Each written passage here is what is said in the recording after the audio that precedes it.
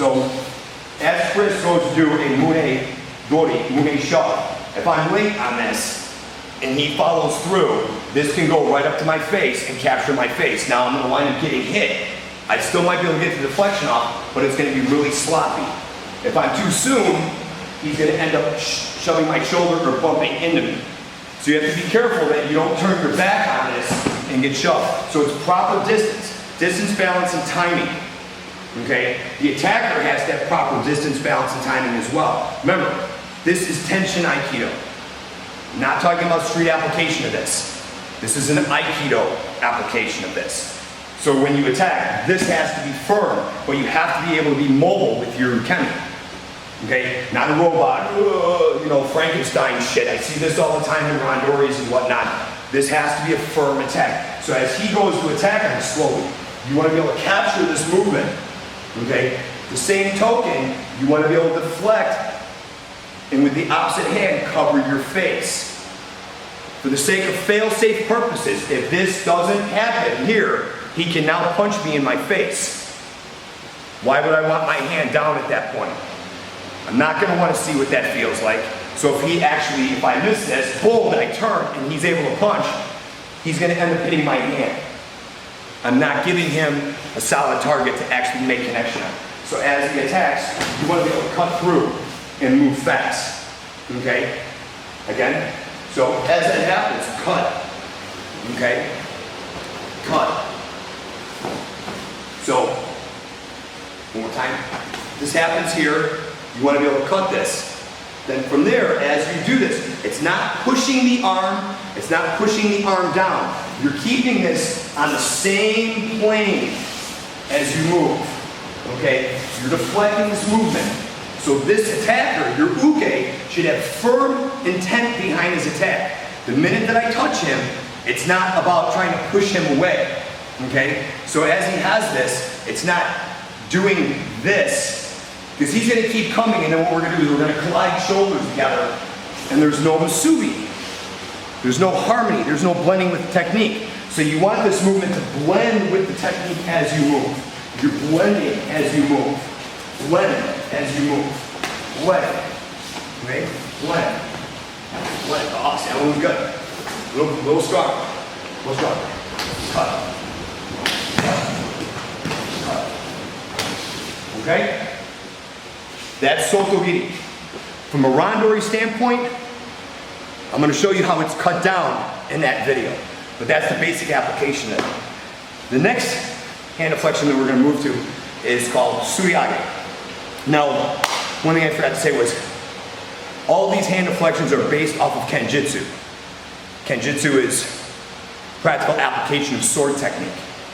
Okay? For some of you that don't know, Aikido, Judo, Karate, which originally was called Karate-Do, Nimpo, anything that usually ends with Do means way of harmony, so on and so forth, okay? Might not be the right way, might not be the wrong way. It's the way that you were taught, or it was your way. Anything ends with Jitsu, Kenjutsu, Iai-Jitsu, Ninjutsu, right, Matt? Brazilian Jiu-Jitsu, so on and so forth. Jiu-Jitsu means practical application. Fighting style, Budo, real Budo. That's what those terms mean. Aikido Jiu-Jitsu, where Aikido originally came from. The next application is Suriage movement. So from a Shomanuchi cut to the top of the head, right side please. From a Shomanuchi cut, the deflection comes through. A little bit more powerful. A little more powerful. You want to get this deflection. You don't want to get the deflection to where it's here and your center is being compromised. You want to be able to sit there and have this deflection. Okay, one more. And then you have this right here on this. Basically, you're cutting through the center where now you can move, you can throw. Okay? The attack too has to be honest. Your Shomanuchi strike can't be here and cutting all the way down. Shomanuchi strike means cut to the top of the head. So when you cut, you're right there. And I'm not saying freeze frame, but you have intent with that. Okay? Now from a randori standpoint, and we're talking about randori, I'll go back into a demonstration of Suyage in a second. I'm often to show Michi cut. From a randori standpoint, now we're talking real kata or munedori, munekata, dori. This shove with Suyage, you want to you have to come up from underneath. Okay? At that point, you want to be able to move. Okay? This actual application of this. Actual application. So you can move into all different types of technique, whatever at that point. Okay? This application is used if you get in that point where you're kind of getting flooded with ukes coming at you. You want to be able to deflect. So if he was coming at me with two hands, you're going to want to be able to deflect. Then you can move into sotogi if you had to. So these techniques are interchangeable with one another. You go from one to the next, to the next, to the next, to the next. You can do a whole randori, which is taisabaki randori, which we did when I taught Aikido on a regular basis. We used that platform as a training platform where we did all of the hand deflections with no throws in a randori. Excuse me. And we actually sectioned off mats where we had students line up around the mats, and it was kind of like monkey in the middle. You had 3 ukes in a very small space of mats, and you would practice hand deflections the whole entire time. You'd sit there and do this. You'd be moving in this small section. That allows you to be able to intertwine yourself within the randori of a 2-man, 3-man randori. Okay? If you use the whole entire space of the dojo, it becomes a problem because A, you start getting out of breath, your students are chasing you down. There's a lot of spaces being used. You want to use this in the smallest space that you possibly can within reason.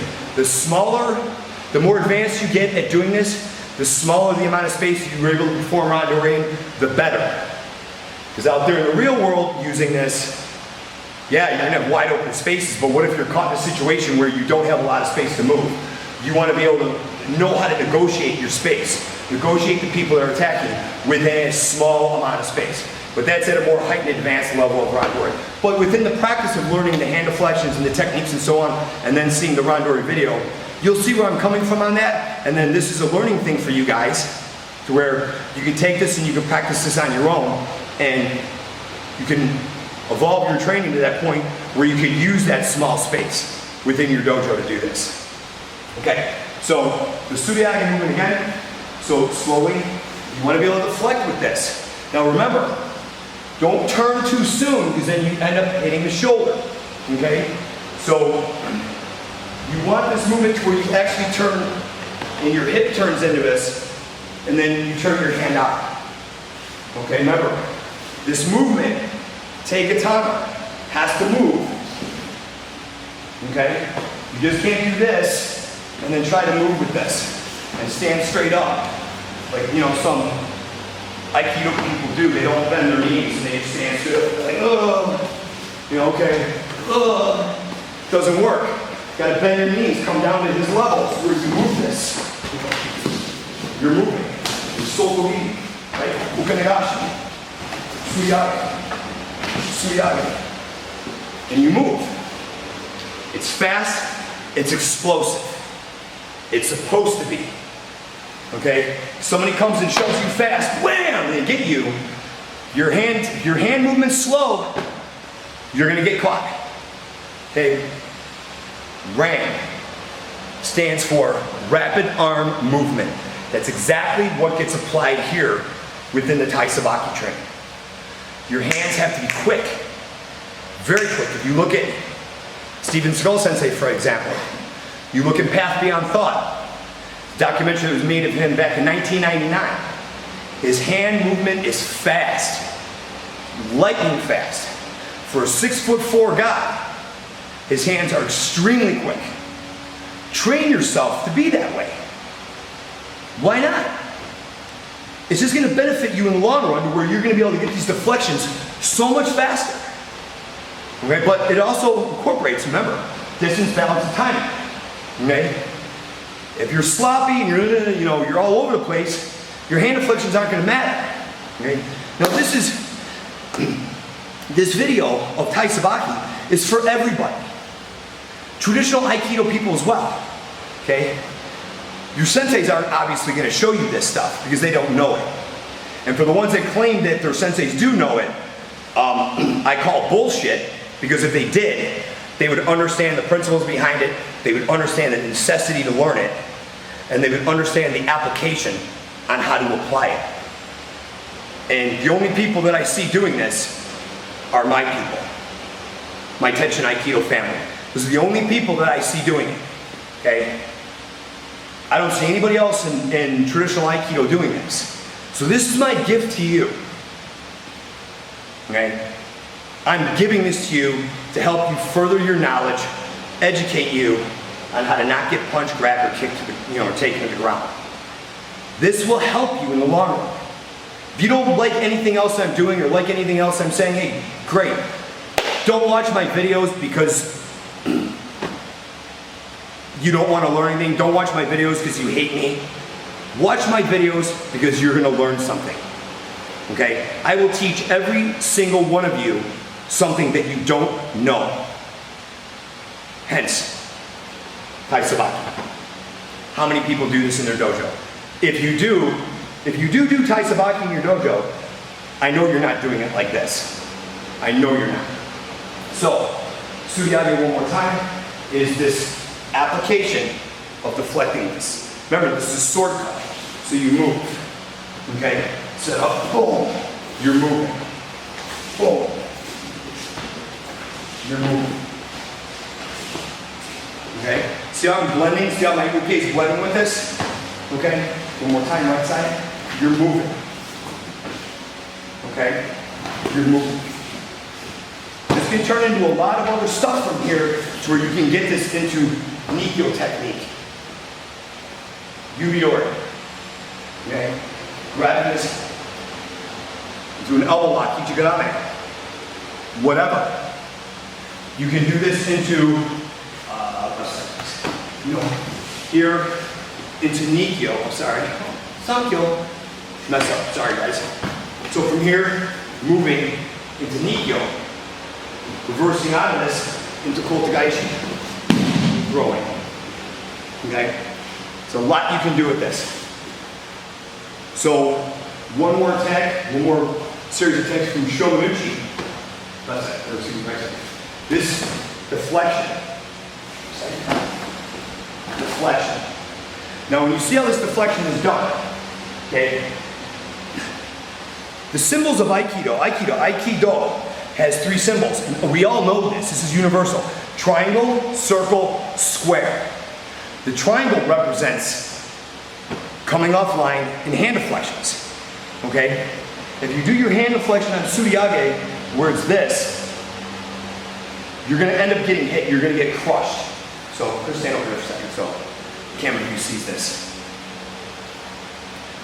Move that way so you get the camera view of this. Right side. So, when you can't, if it's straight in, he's going to crush right through and take my center. Okay? Right? So right from here, he's going to crush in on me. Can't be afraid to take this hit. Create the triangle. That's when you see a lot of us sit there and do this. We're creating a triangle right here with our hands. Kind of like item sights on a gun. Okay? He comes and attacks with that. You want to be able to get this hand deflection. Get this hand deflection. And then your hand should be right at his forehead. Okay? One more time. Right. So boom. You have that. Okay? And then this can turn, right side, this can turn into technique at this point. And you can throw. This also can turn into Irinage slow. From here into Irinage. Okay? The hand deflection. Okay? Left side please. From here, deflection. Irinage. One more. That's how the Tsuriyage would work in relation to Irinage. You have to be able to get the hand deflection, right? To be able to do this. One more. So here, then this comes right in. What I was taught originally is that this movement happens here and then the hand somehow crosses in front of the face. When I watch the Go Sensei do it, I don't exactly see it that way. It's more along the lines of here, then the throw happens. Your hand going across the person's face, and I'm a little worried about that. So that was Tsuryage. The next deflection we're going to do is what I call Kiryage, which is a diagonal sword cut from down to up. You're going from the ground up. The way how we do this is that we actually have nicknamed this the bitch slap. Because when it's done on a shoulder attack slow, or a mune attack, you're slapping the hand. You want to make sure that you slap the hand and you hit your shoulder. Every time you get this deflection, you should feel this, boom, boom, hitting your shoulder every single time. Every single time you should have that. You have to be fast on this. If you're not, you're going to get clipped. Like, so from here, see? Wasn't fast enough. Again. See, I have that. You want to be able to get this deflection to where you have this. Notice how he lost his balance? That's the point behind it. So slow. This deflection slaps. Keeps going. Then you can actually move this into eating whatever. Or anything for that matter. From here, okay. So again, that comes in. You want this deflection. Remember, this is similar to Soto-Giri, but this is a deflection. Okay? You want to make sure that you don't get clipped on this, you deflect. So Kiryage movement, deflection. From here you can throw. Move into other techniques. Okay? So once again, we worked on slowly. Soto-Giri, same side. Ukenagashi, Tsuryage. Tsuryage movement. Tsuryage movement. Now we're going to move into Ukenagashi. Ukenagashi is the sword deflection that all Aikido people know. With the sword deflection, you're going to turn your sword up. The way how you defend with the sword on this is you're going to use the back side of the sword. You're not going to use the blade, the kasana. So you're going to use that. So with this type of attack, slowly, yokomuchi. Okay, as he does this, you're going to blend with this movement. Okay, so you're going to come up from underneath and you're going to blend. You're going to collapse. And you're going to move through to where then you can capture.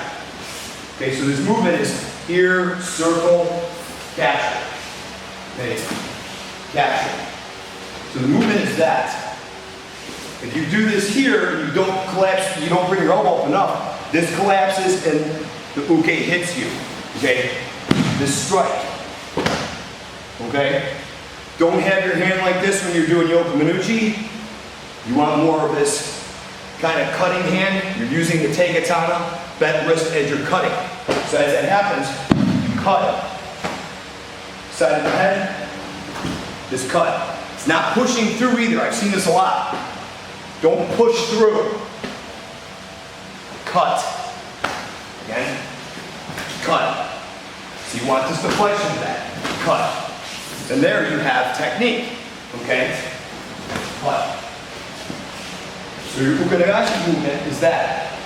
So you want this to blend. So slow. As this connects, you're going to start rotating. The elbow has to be higher than your head to where then you can move this offline and capture. From there, you can move into Kotagaishi, Narosuke, whatever. Okay? Vito's Yokomen again. You can move straight into this with Narosuke and throw. Okay? But initially, your Ukenagashi off the Yokomunuchi attack. Okay? Ukenagashi. Ukenagashi.